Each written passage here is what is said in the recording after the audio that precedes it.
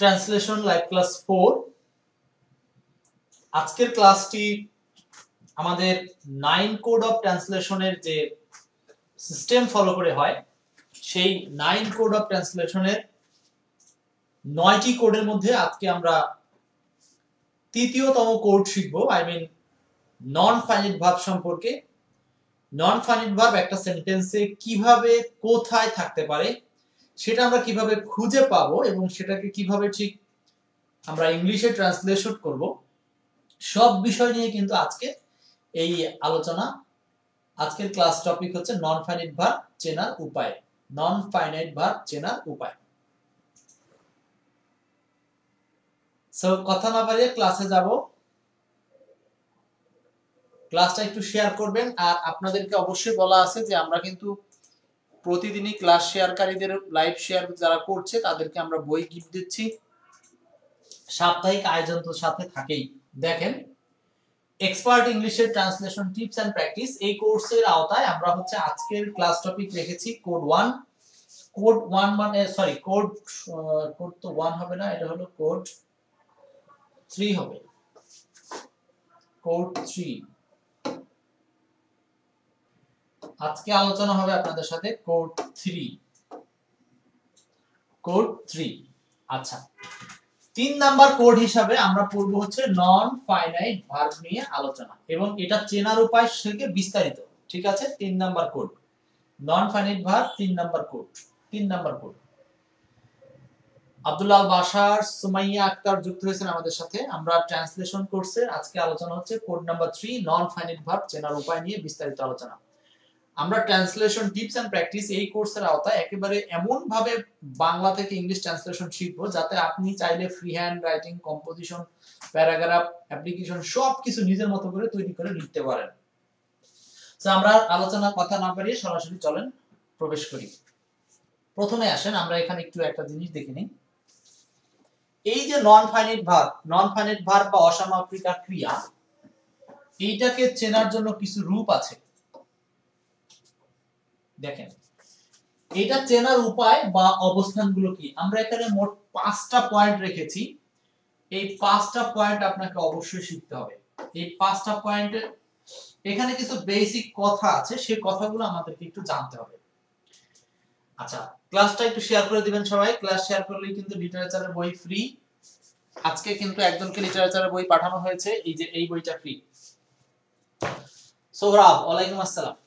দেখেন, non finite ভার্বের বাংলা রূপটা কি, সবচেয়ে জরুরি হচ্ছে এই পয়েন্টটা। আমরা যখন বাংলা সেন্টেন্সে দেখব কোন ক্রিয়ার সাথে তে আছে, কোন ক্রিয়ার সাথে ইয়া আছে, কথার কথা আমরা যদি বলি যেতে, যাইয়া, যাই, চলন্ত, চলমান মানে বহমান, গতিমান, এরকম কেনা, কেন থেকে কেনা ইত্যাদি। তার মানে বাংলায় যদি কোনো ক্রিয়ার শেষে এইরকমটা থাকে বা এই সাফিক্স গুলো থাকে, যে ক্রিয়া প্লাস তে, ক্রিয়া প্লাস ইয়া, ক্রিয়া প্লাস ই, ক্রিয়া প্লাস অন্ত, ক্রিয়া প্লাস মান, তখন আমরা সেই ধরনের ক্রিয়াগুলোকে এইভাবে দেখতে পাবো: দেখতে, দেখিয়া, চলমান, চলন্ত ইত্যাদি। সো এই অবস্থায় আমরা আইডেন্টিফাই করতে পারবো যে এটা একটা নন ফাইনাইট ভার্ব। এক নম্বর শর্ত। অনেকগুলো শর্ত আছে, তার মধ্যে প্রথম শর্তটা হচ্ছে এটা নন ফাইনাইট ভার্ব চেনার ক্ষেত্রে।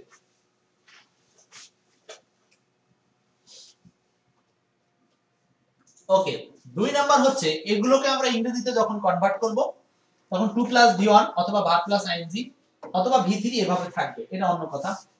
অবস্থান, বাংলা বাক্যের সমাপিকা ক্রিয়া আগে থাকে, তবে বাক্যের শুরু এবং অন্যান্য অবস্থানও থাকতে পারে। তো অবস্থানটা আসলে ফ্যাক্টর না, কারণ যেহেতু এখানে বলছি যে সমাপিকা ক্রিয়ার আগে থাকে, আবার শুরু অন্যান্য জায়গায় থাকতে পারে। তো এটাকে আপনি মাথায় না রাখলেও হচ্ছে। 4 নাম্বারটা ইংরেজিতে ফাইনাইট ভার্ব সমান সমান ফাইনাইট ভার্ব প্লাস নন ফাইনাইট ভার্ব অথবা বাক্যের শুরুতে থাকে। তার মানে বোঝাতে চাইছি, যখন ইংরেজি বাক্যে আমরা ফাইনাইট ভার্বের সাথে নন ফাইনাইট ভার্বের অবস্থান চিন্তা করব, তখন আগে বসে ফাইনাইট ভার্ব, পরে বসে নন ফাইনাইট ভার্ব, ব্যাস। তার মানে ফাইনাইট ভার্বের পরে বসে নন ফাইনাইট ভার্ব। এরপর আসেন 5 নাম্বার সহজ কথা, বাংলা বাক্যে যে ক্রিয়া দেখে টেন্স নির্ধারণ করা যায় না, টেন্স নির্ধারণ করা যায় না, তাই হচ্ছে নন ফাইনাইট। এই যে 1 আর 5 এই দুইটা জরুরি। তো নন ফাইনাইট ভার্ব চিনতে হলে আমাকে এই 1 নাম্বার আর 5 নাম্বার ফিচারসটা মাথায় নিতে হবে। 1 নাম্বার ফিচারস হচ্ছে বাংলায় ক্রিয়া প্লাস তে, ইয়া, অন্ত, মান এগুলো থাকবে এবং ওই ক্রিয়াটা দেখে আপনি টেন্স নির্ধারণ করতে পারবেন না, তবেই সেটা হচ্ছে নন ফাইনাইট ভার্ব। তাহলে নন ফাইনাইট ভার্ব চেনার প্রধান উপায় হচ্ছে দুইটা। বাংলা ক্রিয়ার শেষে এইগুলো থাকবে এবং সেই ক্রিয়াটা দেখে আমরা কখনো টেন্স নির্ধারণ করতে পারবো না। টেন্স ওটা কোন টেন্সে পড়বে সেটা আমরা বুঝবো না। ক্লিয়ার? আচ্ছা, এর অবস্থান বিভিন্ন জায়গায় থাকতে পারে। ইংরেজি ক্ষেত্রে নন ফাইনাইট ভার্বের রূপ হলো এগুলা, কখনো 2+be1 যেটাকে আমরা ইনফিনিটিভ বলি, বার প্লাস আইএনজি যেটাকে আমরা জিরান্ড অথবা পার্টিসিপল বলি, ভি3 সরাসরি পাস্ট পার্টিসিপল বলি। ওকে, এই হচ্ছে আমাদের নন ফাইনাইট ভার্বের চেনা উপায় সংক্রান্ত সংক্ষিপ্ত কথাবার্তা। এখন আমরা এই বিষয়টাকে অনেকগুলো উদাহরণের মাধ্যমে প্র্যাকটিস করব। তো তারই আলোকে প্রথম উদাহরণ হচ্ছে আমি তাহাকে দেখতে গিয়েছিলাম। আমি তাহাকে দেখতে গিয়েছিলাম। আমি তাহাকে দেখতে গিয়েছিলাম। আমি তাহাকে দেখতে গিয়েছিলাম। বলেন কি হবে आंसर? আমি তাহাকে দেখতে গিয়েছিলাম। ক্লাসটা ঝটপট শেয়ার করতে হবে। যারা শেয়ার করবেন তাদের মধ্যে থেকে একজন পাবেন হচ্ছে এই লিটারেচার বই। আজকে একজন পেয়ে গেছে, আগামী দিন অর্থাৎ গতকালকে যারা শেয়ার করেছিল তারা পেয়েছে, আজকে যারা শেয়ার করবেন তাদের মধ্যে থেকে একজন পাবেন। আর আমাদের উইকলি ফ্যান বেজ অনুযায়ী আমরা কিন্তু এই বইটাও ফ্রি দিব, যে কোনো একজনকে 580 টাকার এই বইটাও ফ্রি পাবেন। সো সাপ্তাহিকভাবে এনগেজ থাকার চেষ্টা করেন। সো এই উদাহরণটাতে আমরা দেখি আমাদের টার্গেট কি। আমাদের টার্গেট, আজকের টার্গেট হচ্ছে নন ফাইনাইট ভার্ব খুঁজে বের করা, মানে হচ্ছে ওয়াসামাপিকা কে খুঁজে বের করা। কোড নাম্বার 3, আমি তাহাকে দেখতে গিয়েছিলাম। আমি তাহাকে দেখতে গিয়েছিলাম। দেখেন এইখানে অবশ্যই কোন সেন্টেন্সে যদি আপনি নন ফাইনাইট খুঁজেন সেখানে অবশ্যই ফাইনাইট থাকবে। সো এখানে ফাইনাইট ভার্ব হচ্ছে গিয়েছিলাম। ওকে, আর নন ফাইনাইট হলো দেখতে। ভালো করে বুঝেন, এই যে এখানে ক্রিয়া প্লাস তে আছে, ক্রিয়া প্লাস তে আছে। আবার এটা দেখে আপনি এটা কোন টেন্স সেটা নির্ধারণ করতে পারবেন না, টেন্স চেনার কোনো সুযোগ নাই। বাট গিয়েছিলাম এটা দেখে আপনি টেন্স বুঝবেন। এটা হচ্ছে ফাইনাইট ভার্ব। কোন টেন্স এটা? Past tense. আমরা কিন্তু এইভাবে বলতে পারি পাস্ট টেন্স। আচ্ছা, এখন দেখেন তাহলে একটা সেন্টেন্সে দুইটা ক্রিয়া, যে ক্রিয়াটার সাথে তে আছে এইটা হলো non finite verb, non finite verb, আর এইটা হলো ফাইনাইট ভার্ব যেটা টেন্স নির্ধারণ করা যায়। তাহলে নন ফাইনাইট আর ফাইনাইটের প্রধান পার্থক্যটা কি? পার্থক্যটা হচ্ছে নন ফাইনাইট ভার্ব টেন্স করা যাবে না, ফাইনাইট ভার্বকে টেন্স নির্ধারণ করা যাবে। ব্যাস, আর বাকিগুলো আমরা পারি। এটা আই হলো সাবজেক্ট, প্রথম কোড, আর তাহাকে এটা হলো অবজেক্ট। ব্যাস, এইটা হলো আরেকটা কোড। তো আপনাদের যাদের মনে আছে এই সিকোয়েন্সটা, আমাদের সিকোয়েন্সটা ছিল হচ্ছে S F N O C, S F N O C M P T R. এই 9 কোড যারা মনে রাখতে পারবে তাদের জন্য সারা জীবনে ট্রান্সলেশন ভুল হবে না। এইবার এভাবে সাজিয়ে ফেলি। সাবজেক্ট কোনটা বলেন? এই সেন্টেন্সে সাবজেক্ট হচ্ছে আই, ফাইনাইট ভার্ব হচ্ছে গিয়েছিলাম, ওয়েন্ট, আর হচ্ছে এই দেখতে। দেখতে এটাকে আমরা এখন যখন ফাইনাইট ভার্ব শেষ নন ফাইনাইট ভার্ব আনসার করব। Finite verb non finite verb went to see হবে না, এটা হবে to visit. To visit, to see এর চেয়ে টু ভিজিট উত্তম। এরপর দেখেন অবজেক্ট বসাতে হবে। অবজেক্ট, এই যে অবজেক্ট, অবজেক্ট তার মানে কোড নাম্বার 4। চারটা কোড সরাসরি আছে। আই ওয়েন্ট টু ভিজিট হিম। দেখেন এই যে আমরা কিন্তু সরাসরি উত্তরটা করে পেয়ে গেলাম। এখন আমরা যদি ট্রান্সলেশনের এই এলিমেন্টস গুলোকে বের করতে পারি তবেই কিন্তু আমরা এই ট্রান্সলেশন গুলোকে খুব সহজেই বাক্যের মাধ্যমে সাজাতে পারবো। আচ্ছা, একটা শেষ হলো তাই না? আচ্ছা, এবার আমি আপনাদের কাছ থেকে একটা একটা করে আলোচনা নেওয়ার চেষ্টা করব। পরেরটা আসে 2 নাম্বারটা। একটু বড় হলেও ভয় পাওয়ার কিছু নাই, চেষ্টা করেন। একটু বড় হলেও ভয় পাওয়ার কিছু নাই, চেষ্টা করেন। আমাদের এই 9 কোডের বিষয়টা খেয়াল রাখবেন যে আমরা এই 9টা কোডের মধ্যে আজকে কিন্তু শিখতেছি হচ্ছে এই নন ফাইনাইট ভার্ব কোডটা, মানে হচ্ছে আজকের আলোচনা আমাদের এই non finite code, non finite ভার্বের কোডটা নিয়ে আমরা আজকে কাজ করতেছি, এই কোডটা নিয়ে। এগুলো যখন আমাদের সবগুলো কোড আলোচনা হয়ে যাবে তখন এক সময় আমরা সবগুলোই একসাথে আলোচনা করব। আওয়াল ভাই share done, thank you. 2 number. So এই বাক্যে আমাদের প্রধান টার্গেট হচ্ছে নন ফাইনাইট ভার্ব খোঁজা। সো নন ফাইনাইট ভার্ব খোঁজা, যারা শেয়ার করছেন তারা কিন্তু আজকের এই ক্লাসের পিডিএফটাও পাবেন, পিডিএফটা দিয়ে দিন তো স্যার। দাম্পত্য জীবন ও সংসার ধর্মকে সার্বিক সুরক্ষা দিতেই বিবাহ প্রথার সৃষ্টি হয়েছে। একটু বড় সেন্টেন্স, ভয় পাওয়ার কিছু নাই। মাসুরা খান, ওয়ালাইকুম আসসালাম। দাম্পত্য জীবন ও সংসার ধর্মকে সার্বিক সুরক্ষা দিতে বিবাহ প্রথার সৃষ্টি হয়েছে। তাহলে এটাকে আমরা ইংলিশ করবোটা কিভাবে দেখেন। প্রথম কথা হচ্ছে এখানে আমরা এই যে দিতেই ক্রিয়া প্লাস তেই, এই যে এইটা হলো নন ফাইনাইট ভার্ব। কিভাবে বুঝলাম? কারণ সুরক্ষা দিতেই, এই সুরক্ষা দেওয়া এটা একটা ভার্ব, কিন্তু এই ভার্ব দেখে আমরা টেন্স নির্ধারণ করতে পারতেছি না। এটা কোন টেন্সে, বর্তমান টেন্সে, অতীত, ভবিষ্যৎ কিছু বোঝা যাচ্ছে না। সো এটা হচ্ছে নন ফাইনাইট ভার্ব। আচ্ছা, ফাইনাইট ভার্ব কোনটা? সৃষ্টি হয়েছে, সৃষ্টি হয়েছে। তো সৃষ্টি হয়েছে এটা হচ্ছে ফাইনাইট ভার্ব, এবং এটা ফাইনাইট ভার্ব দেখে আমরা বুঝতে পারি যে এটা একটা টেন্স নির্ধারণ করা সম্ভব। এবং এটা কোন টেন্স নির্ধারণ করা সম্ভব? কোন টেন্স নির্ধারণ করা সম্ভব?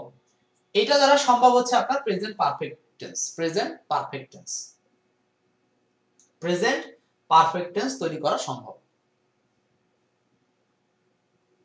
ওকে, একটু কেটে যাচ্ছে না স্যার? কোন সাইড? বিবাহ,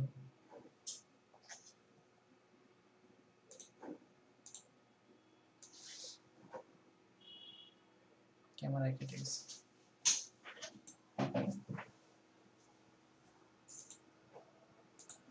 আচ্ছা, এবার দেখেন, এইবার হচ্ছে বিবাহ প্রথা।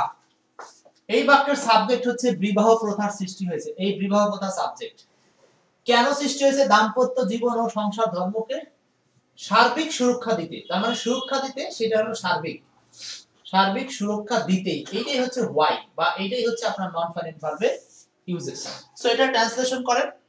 না লিখলে ট্রান্সলেশন ভালো হবে না। আর যারা না লিখে ট্রান্সলেশন করতে চান, রিটেন ক্লাস করতে চান, তাদের জন্য এই ক্লাস না, তারা ক্লাস থেকে দূরে থাকেন। এটা এমসিকিউ ক্লাস না ভাই, এখানে শিখতে হবে। শিখতে আসতে হলে আপনাকে একটু টোকাটুকি দিতে হবে। হয় খাতায় লিখে ছবি তুলে পোস্ট করেন, এখানে মেসেজ দেন, আন্ডারলাইন নিজে নিজে লেখেন, লিখেন, লিখতে হবে, না লিখলে কাজ হবে না, ঠিক আছে? আচ্ছা, তার মানে হচ্ছে বিবাহ প্রথার সৃষ্টি হয়েছে। তার মানে এই বাক্যের সাবজেক্ট হচ্ছে বিবাহ প্রথা সাবজেক্ট। দা ট্র্যাডিশন বলতে পারেন, কোনো সমস্যা নাই,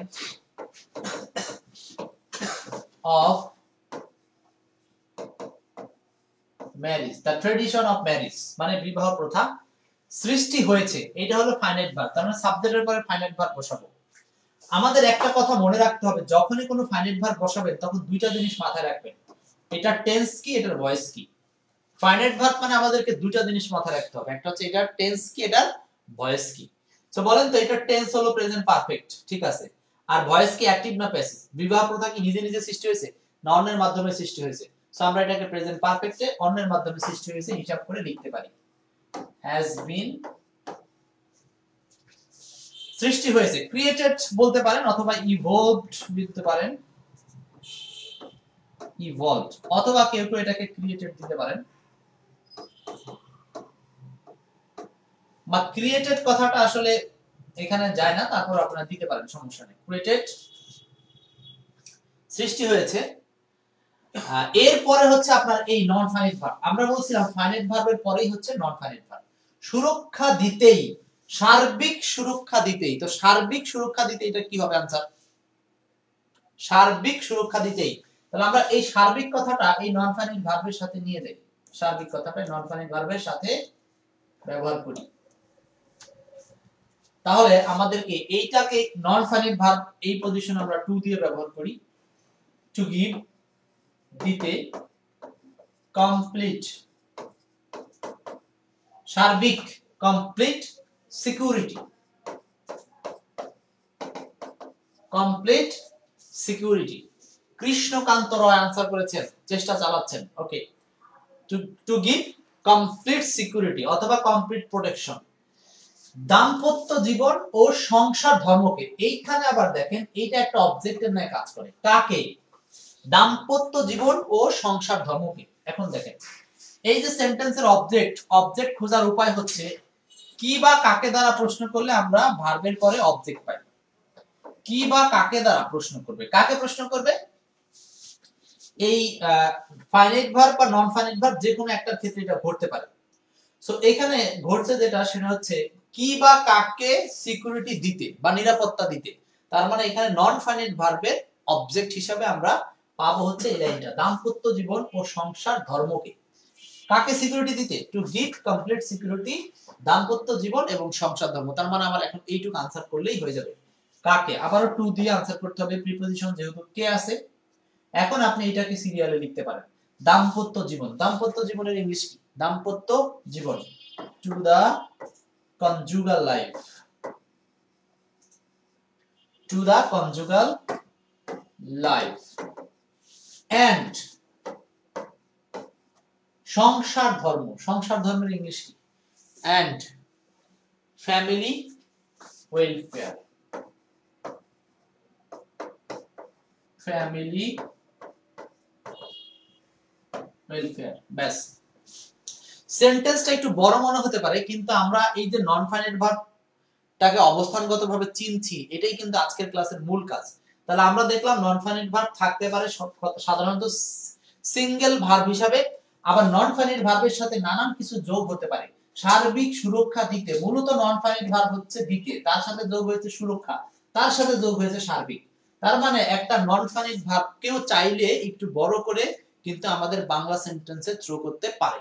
সো এটা কিন্তু বিসিএস এ আসা প্রশ্ন, আপনাদের সাথে মজা করছি অন্য নরমাল প্রশ্ন দিয়ে না।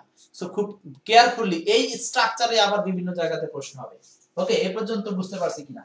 তাহলে আমরা যাব পরেরটাতে।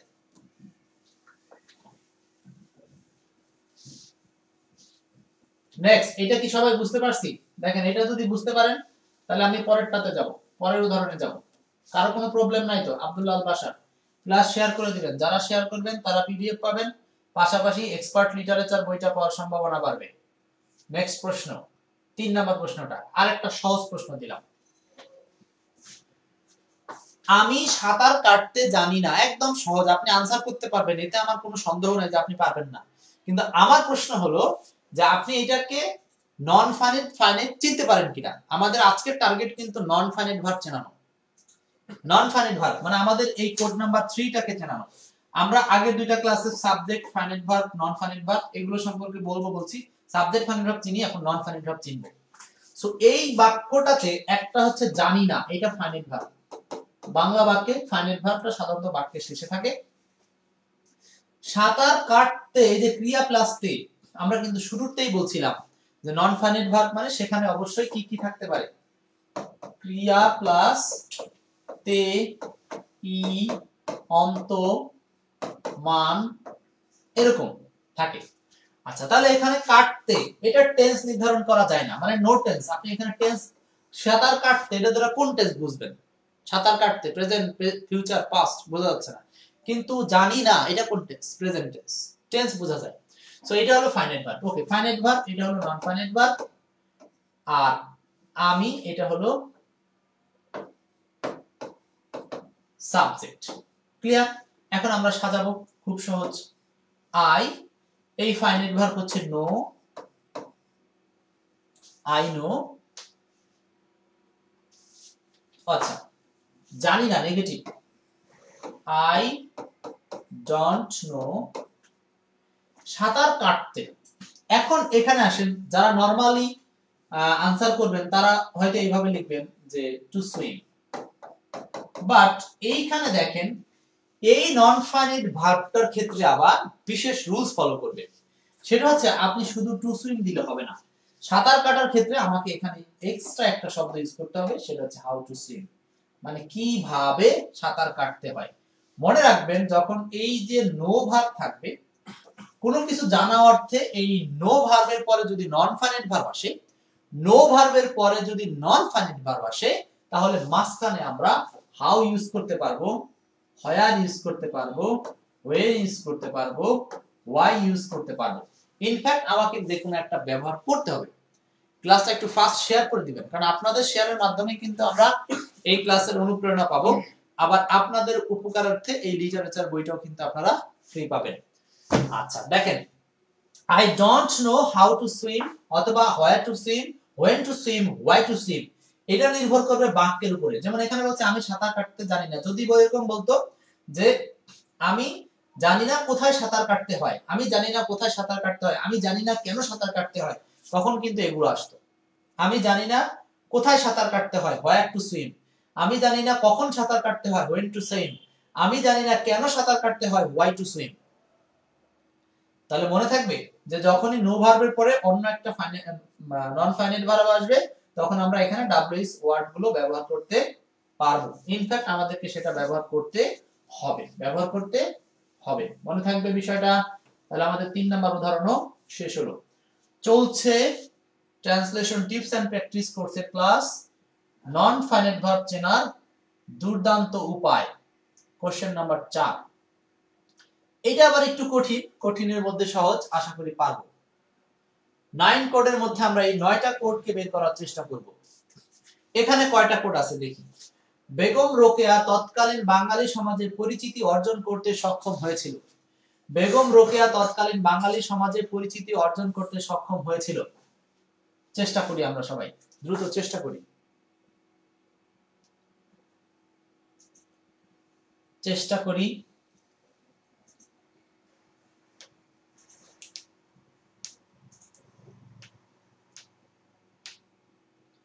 দেখেন,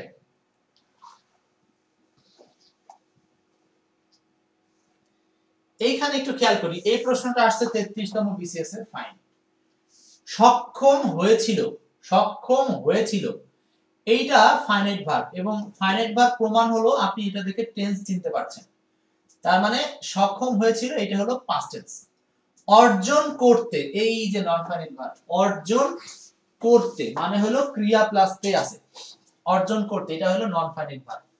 ফাইনাইট ভার্বও পাইলাম, নন ফাইনাইট ভার্বও আমরা পেলাম। ওকে। বেগম রোকেয়া তৎকালীন বাঙালি সমাজে, এইবার বেগম রোকেয়া হলো সাবজেক্ট, কে সক্ষম হয়েছিল? বেগম রোকেয়া, এটা সাবজেক্ট। তৎকালীন বাঙালি সমাজে, এটা হলো adverb of time, sorry, adverb of place. তৎকালীন বাঙালি সমাজে। আমিরুল ইসলাম ইলিয়াস ভাই আছেন আমাদের সাথে। গুড। নতুন নতুন যারা আসছেন অবশ্যই আমাদের প্রতিদিনের ক্লাস রুটিন অবশ্য জানেন, আমাদের পেজে রুটিন শো করা আছে। আমরা কিন্তু আবার 7টার পরে 9টার সময় আরেকটা ক্লাস নিই আমাদের পেজে। যাই হোক, তাহলে বেগম রোকেয়া তৎকালীন বাঙালি সমাজে পরিচিতি অর্জন করতে সক্ষম হয়েছিল। তাহলে আমরা প্রথমে বলবো হচ্ছে বেগম রোকেয়া সাবজেক্ট, বেগম রোকেয়া সক্ষম হয়েছিল, তার মানে আমাকে লিখতে হবে was able।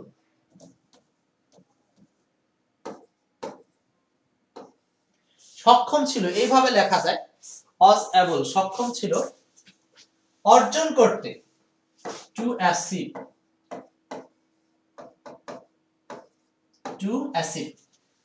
Begum Rokeya was able to achieve, সক্ষম হয়েছিল অর্জন করতে সক্ষম হয়েছিল, এটুকু শেষ। এরপরে তৎকালীন বাঙালি সমাজে পরিচিতি, তার মানে টু অ্যাচিভ, কি অর্জন করতে, এখানে দেখেন নন ফাইনাইটের সাথে অতিরিক্ত অংশটা কিন্তু নিয়ে নিতে হবে। পরিচিতি অর্জন করতে, তার মানে টু অ্যাচিভ ফ্যামিলিয়ারিটি, মানে পরিচিতি অর্জন করতে, টু অ্যাচিভ ফ্যামিলিয়ারিটি বলতে পারেন, অথবা টু অ্যাচিভ আইডেন্টিটি বলতে পারেন, টু অ্যাচিভ আইডেন্টিটিও বলতে পারেন। To achieve identity.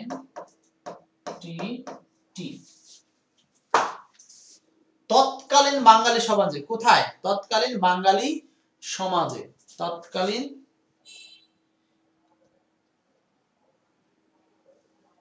এইবার দেখেন identity in the then Bengali society, Bengali society. এখানে দা দেন কথাটার মানে হলো তৎকালীন, দা দেন কথাটার মানে তৎকালীন। এইবার দেখেন, তার মানে আবার সেন্টেন্সের নন ফাইনাইট ভার্বের পুরো অংশ হলো এইটুকু। এখন যদি বলেন যে আচ্ছা নন ফাইনাইট ভার্ব তো টু অ্যাচিভ, এইটার সাথে আইডেন্টিটি কেন আসে? সো আইডেন্টিটিকে যদি ভাঙে বলতে চান, তাহলে আইডেন্টিটি হচ্ছে আসলে একটা অবজেক্ট। কিভাবে অবজেক্ট? মানে বেগম রোকেয়া সক্ষম হয়েছিল কি করতে, উত্তরটা হচ্ছে আইডেন্টি বা পরিচিতি পেতে, তার মানে পরিচিতি অর্জন করতে সক্ষম হয়েছিল। এই কিটাই হচ্ছে অবজেক্ট, ঠিক আছে। কিন্তু আমরা এইটাকেই নন ফাইনাইট ভার্বের সাথে অ্যাডজাস্ট করে বসাই দিই। যখন নন ফাইনাইট ভার্ব আর অবজেক্ট একসাথে থাকে তখন পাশাপাশি এভাবে বসিয়ে দিলেই আনসারটা হয়ে যাবে। ক্লিয়ার? তাহলে এই হচ্ছে আমাদের 4 নম্বর উদাহরণ, যেখানে আমরা নন ফাইনাইট ভার্বকে কিভাবে দেখলাম, সেটাকে দেখলাম অতিরিক্ত একটা অবজেক্ট সহ একসাথে থাকে। নন ফাইনাইট ভার্বের অবস্থানটা কোথায় দেখলাম, সাধারণত ফাইনাইট ভার্বের আগে দেখলাম, বাক্যের মাঝখানের দিকে ছিল। তো এইভাবে নন ফাইনাইট ভার্ব কিন্তু যে কোনো পজিশনে থাকতে পারে, আবার এটার সাথে অবজেক্টেরও একটা ব্যাপার স্যাপার মিলে যেতে পারে। এরপর আসেন পরের প্রশ্নে। আচ্ছা, পরের প্রশ্ন দেখেন 5 নম্বরে, অন্যের দোষ ধরা সহজ। এইখানে নন ফাইনাইট ভার্বটা কিভাবে আছে, অন্যের দোষ ধরা সহজ, এখানে নন ফাইনাইট ভার্বটা কিভাবে আছে? আমিরুল ভাই বলছেন Begum Rokeya was able to achieve identity in the then Bengali society, exactly তাই। দেখেন 5 নাম্বার, অন্যের দোষ ধরা সহজ, এই উদাহরণটা বিভিন্ন জায়গায় প্রবাদ হিসেবে আসে। এখন প্রশ্ন হলো এই বাক্যটার মধ্যে ফাইনাইট ভার্বকে নন ফাইনাইট ভার্বকে আমাদেরকে সেটা আইডেন্টিফাই করতে হবে। এটাই হচ্ছে আজকের ক্লাসের মূল থিম, যে আমরা নন ফাইনাইট ভার্বগুলোকে খুঁজে বের করছি। তো নন ফাইনাইট যদি খুঁজেন, ফাইনাইট তো অবশ্যই থাকবে, ফাইনাইট ছাড়া নন ফাইনাইট থাকতে পারে না। নন ফাইনাইট ভার্ব আপনি দেখতে পাবেন, কিন্তু ফাইনাইট ভার্ব অনুপস্থিতও থাকতে পারে। অন্যের দোষ ধরা হয়, এইখানে এই হয় নামক ক্রিয়াটা অনুপস্থিত, মানে অন্যের দোষ ধরা হয় সহজ, অন্যের দোষ ধরা হয় সহজ, ভালো কথা। এখন দেখেন এই যে হয় ক্রিয়াটা উজ্জ আছে, এটাই ফাইনাইট ভার্ব ছিল, আর এইখানে দোষ ধরা, এই যে ধরা, এই যে এই দোষ ধরা মানে দোষ খোঁজা, এটা হচ্ছে আপনার নন finite verb. Non finite verb অন্যের দোষ, এটা হলো অবজেক্ট, ইজি এটা হলো অ্যাডজেক্টিভ বা কমপ্লিমেন্ট। সো এই সেন্টেন্সে কিন্তু নরমালি আমরা কোনো সাবজেক্টও খুঁজে পাই না। সো যে ধরনের সেন্টেন্সে বিভাগ থাকে কিন্তু সাবজেক্ট খুঁজে পাওয়া যায় না, সেগুলো আমরা ইট দিয়ে শুরু করতে পারি। তাহলে আমরা লিখতে পারি ইট ইজ ইজি টু ফাইন্ড। এবার দেখেন এই যে ফাইনাইট ভার্ব ইজি, এই ফাইনাইট ভার্বের পরে আমার কখনো কখনো অ্যাডজেক্টিভ থাকলে বা কমপ্লিমেন্ট থাকলে সেটা বসাই নিব, and then non finite verb ব্যবহার করব। It is easy to find fault, fault মানে কি দোষ,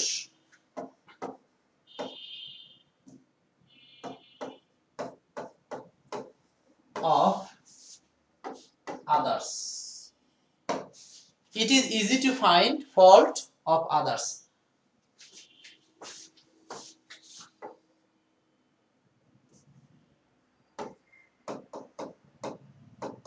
With others.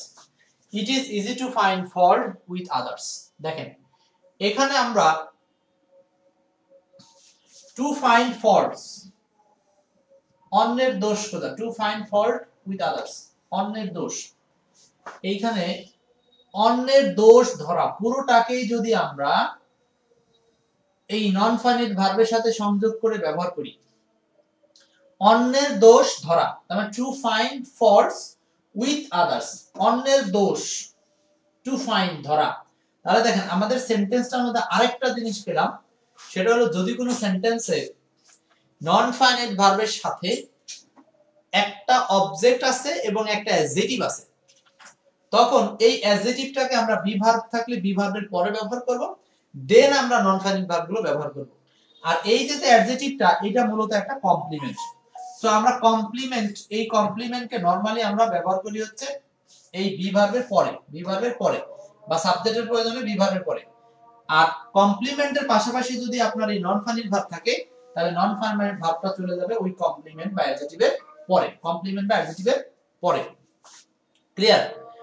আচ্ছা, আমিরুল বলছেন ইট is easy to find evil of others, কোনো সমস্যা নেই, দিতে পারেন, এগুলো আক্ষরিক অর্থে অনুবাদ হতে পারে, কোনো সমস্যা নেই। নেক্সট, একবারে ভুল বলে কেউ যেন উড়াই না দেয়। এবার এরপর আসেন 5 এর পরে 6 মোট 7টা প্রশ্ন রাখছি আপনাদের জন্য আজকে। 6 নাম্বার, বই কিনতে সে বাজারে গেল। বই কিনতে সে বাজারে গেল। তাহলে 9 কোডের মধ্যে আমরা এখন খুঁজতেছি নন ফাইনাইট ভার্ব। তো খুঁজেন কোথায় নন ফাইনাইট ভার্ব আছে, দ্রুত ক্লাস শেয়ার করবেন ঝটপট। ক্লাস শেয়ার করলে এই যে এক্সপার্ট লিটারেচার বই, যেখান থেকে বিসিএস 100% লিটারেচারের কোশ্চেনগুলো কমন থাকে, আর সাপ্তাহিক এনগেজমেন্টের ভিত্তিতে আপনারা যে যখন পারেন আমাদের পেজে এসে এনগেজ হবেন, মানে লাইক দিবেন, কমেন্ট করবেন, শেয়ার করবেন, হ্যাঁ পোস্টগুলোতে রিঅ্যাকশন দিবেন, যখন খুশি সারাদিন। টপ ফ্যান সে পাবে হচ্ছে সপ্তাহ শেষে, মানে শনি থেকে বৃহস্পতিবার পরে এই বইটা পাবে, অর্থাৎ এই বইটা গিফটের জন্য রেডি। 540 টাকার বই ফ্রি পাবে, বাংলাদেশের সেরা এক্সপার্ট ইংলিশ বই। ওকে, বই কিনতে সে বাজারে গেল, এটার ইংলিশ কি হবে? ওকে, তো প্রথমে আমরা আসি কিনতে। এখন দেখেন কিনতের সাথে বই যোগ করা আছে, তাহলে আমরা নন ফাইনাইট ভার্বটাকে এই অবজেক্ট সহ একসাথে চিন্তা করব ট্রান্সলেশনের ক্ষেত্রে। সে, এটা হলো সাবজেক্ট, বুঝাই যাচ্ছে এটা হলো সাবজেক্ট। বাজারে গেল, গেল হচ্ছে ফাইনাইট ভার্ব, গেল হচ্ছে ফাইনাইট ভার্ব। কোথায় গেল? বাজারে, এটা হলো অ্যাডভার্ব অফ প্লেস। সে গেল, এটা হলো সাবজেক্ট। আর বই কিনতে, এটা হলো non finite verb, non finite verb. এখন প্রশ্ন হচ্ছে নন ফাইনাইট ভার্বের সাথে এই বই, এটা কিন্তু এক প্রকার অবজেক্ট, বাট আমরা বলছি যে নন ফাইনাইট ভার্বের সাথে যদি অবজেক্ট থাকে তাহলে আমরা এদেরকে একসাথে বিবেচনা করে আনসার করব।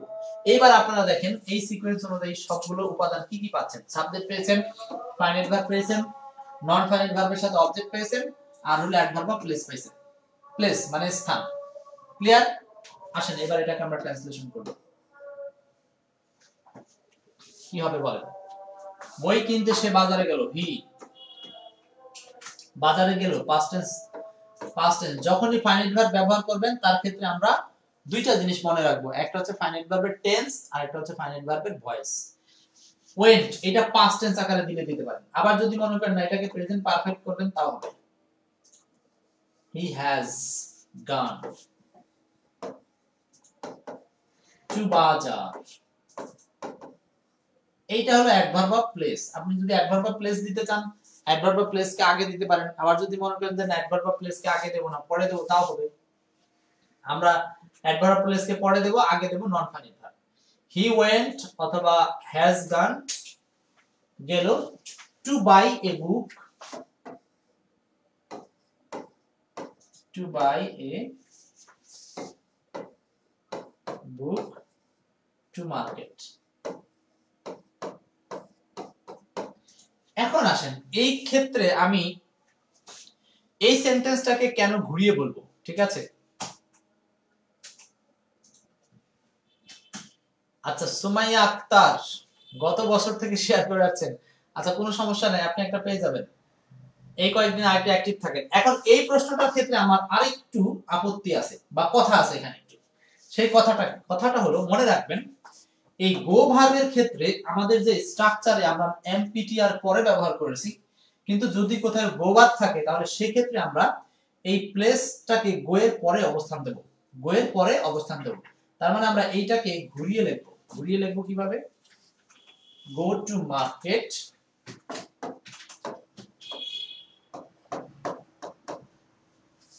to buy a book.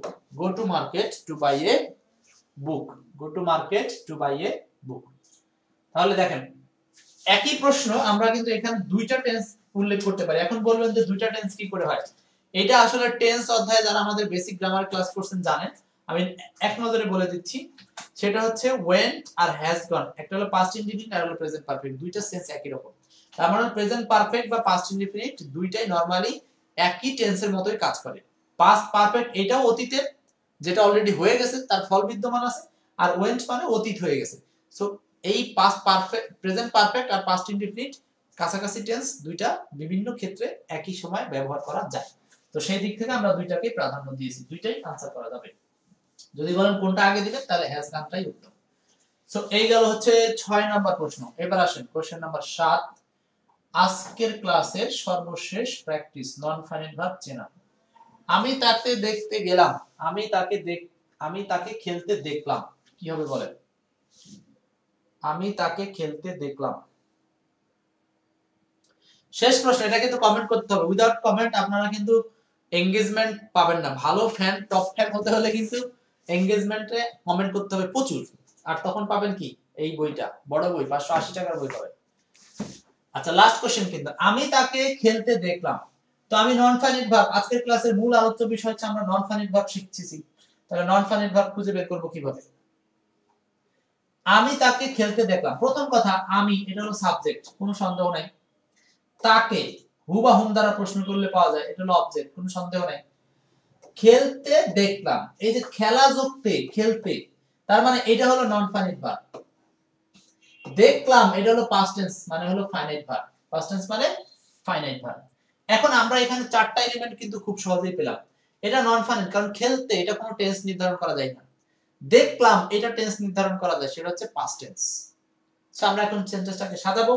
এই যে এসএফ এনওসি এমপিটিআর, এসএফ এনওসি এমপিটিআর, এই 9টা স্ট্রাকচার মাথায় রাখলে হবে। এসএফ এনওসি এমপিটিআর, তাহলে প্রথমে S 1 number, F 2 number, N 3 number, O হলো 4 নাম্বার স্ট্রাকচার। চারটা উপাদানই এখানে আছে সিরিয়ালে। আচ্ছা তাহলে আমরা এখানে লিখতে পারি যে আই স, আমি দেখলাম, সাবজেক্ট দিলাম, ফাইনাইট ভার্ব দিলাম, object non finite verb. I saw, এরপর আসেন, এখন একটা সমস্যা আছে, নন ফাইনাইট ভার্ব আর অবজেক্ট এইখানে দুইটা একসাথে আসছে। সো এই ক্ষেত্রে আমরা এখানে প্রথমে অবজেক্ট কে ফলো করতে পারি। অবজেক্ট, এখানে একটা প্রবলেম আছে, একটা রুলস আছে। আর নন ফাইনাইট ভার্ব হচ্ছে খেলতে, মানে হচ্ছে প্লেইং। আচ্ছা এখন বলবেন যে এটা কিভাবে হলো, তাই না?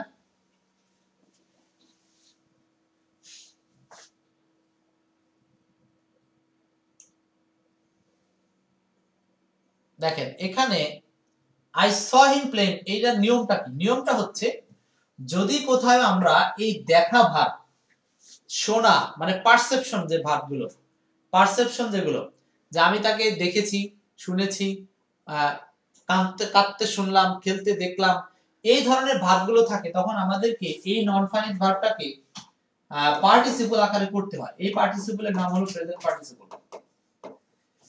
খেলতে কথাটার মানে হচ্ছে খেলছে বা খেলারত এমন অবস্থায়। তো নিয়মটা হচ্ছে, আমি একটু বলে দিচ্ছি, সি, হিয়ার, ফিল, লাইক,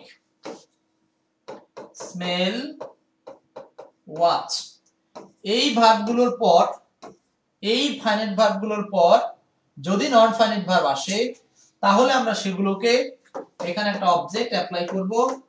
অবজেক্টের পরে ভার্বের সাথে আইএনজি আকারে নন ফাইনাইট ভার্ব ব্যবহার করব। এই রুলসটা মাথায় রাখতে হবে। সুমাইয়া লাইব্রেরিতে পাননি, অনেক কষ্ট করেছেন, এই বছর অনেক সুযোগ দিচ্ছি, আপনিও তো আছেন সুযোগের আন্ডারে, কোনো সমস্যা নাই, সুযোগের আন্ডারে থাকেন, চেষ্টা করেন, ভালো কিছু হবে, মনোযোগ দেন ক্লাসের মধ্যে। See, hear, feel, like, smell, watch, এই ভার্বগুলোর পরে অবজেক্ট থাকবে, তারপরে ভার্বের সাথে আইএনজি হবে। যদি এই ফাইনাইট ভার্বগুলোর সাথে, এই যে সি থেকে এখানে কি আসছে স, এই ফাইনাইট ভার্বগুলোর সাথে যদি নন ফাইনাইট ভার্ব চলে আসে, তখন আমরা এই ফাইনাইট ভার্বগুলোর পরে অবজেক্ট আনবো, দেন আমরা নন ফাইনাইট ভার্বকে আইএনজি স্টাইলে করব, যেটা করা হয়েছে এই যে প্লেইং। আমি তাকে খেলতে দেখলাম, আমি তাকে কাঁদতে দেখলাম, ক্রাইং, আমি তাকে হাঁটতে দেখলাম, আই স হিম ওয়াকিং, আমি তাকে কথা বলতে দেখলাম, আই স হিম টকিং। দেখতেছেন, তার মানে হচ্ছে এই যে আমি তাকে কাঁদতে শুনলাম, I heard him crying, I heard him crying. দেখতেছেন, তার মানে এইখানে এই ভার্বগুলো খুবই গুরুত্বপূর্ণ। এই ভার্বগুলোর পরে অবজেক্ট প্লাস তারপরে নতুন ভার্বের সাথে আইএনজি যোগ করে নন ফাইনাইট করা হবে। তাহলে আমরা আরেকটা জিনিস দেখলাম, নন ফাইনাইট ভার্বগুলোতে সবসময় টু দিয়ে ব্যবহার করা হবে তা নয়, বরং টু এর পরিবর্তে অবজেক্টের পরে ভার্ব প্লাস আইএনজি আকারেও হতে পারে। তাহলে নন ফাইনাইট ভার্ব আইএনজি আকারেও হতে পারে, টু প্লাস ভি1 আকারেও হতে পারে, কোনো কোনো ক্ষেত্রে ভি3 আকারেও হতে পারে। সো আজকে আমরা নন ফাইনাইট ভার্ব কিভাবে চিনবো সেই সম্পর্কে 9 কোড থেকে এই নন ফাইনাইট ভার্ব কোড নিয়ে আলোচনা করলাম। এই পুরো আলোচনা আপনাদের কার কাছে কেমন লেগেছে জানাতে ভুলবেন না। আপনাদের জন্য আর প্রশ্ন রাখা নাই, এই কয়টাই ছিল। So translation tips and practice, এই কোর্সের আওতায় আমরা যে ট্রান্সলেশনের উপরে প্রতিনিয়ত ক্লাসগুলো নিচ্ছি, এই ক্লাসগুলো আপনাদের কাছে আশা করছি ইফেক্টিভ হবে, সেই উসিলাতেই চেষ্টা চালাচ্ছি। সো আসলে আপনারা যদি মনোযোগী হন তাহলে ট্রান্সলেশন শেখার মাধ্যমে আপনার রিটেন জায়গাটা ফোকাস হবে। আর লিখিত ছাড়া কিন্তু ভালো জব বাংলাদেশে নাই। রিটেন ভালো পারবেন, ভালো চাকরি করতে পারবেন। রিটেন ছাড়া আপনি ভালো চাকরি করার কোনো সুযোগ নাই। So be careful. আজকের মতো এইখানেই আমি ট্রান্সলেশনের এই ক্লাস নাম্বার 4টি শেষ করছি। এটা হলো কোড, আসলে আজকে কোড 1 না, আমি বলেছিলাম প্রথমেই। কোড হলো, এই কোডটার নাম কত? এই কোডটা আসলে 3 নাম্বার কোড ছিল, কোড নাম্বার 3 নন ফানি।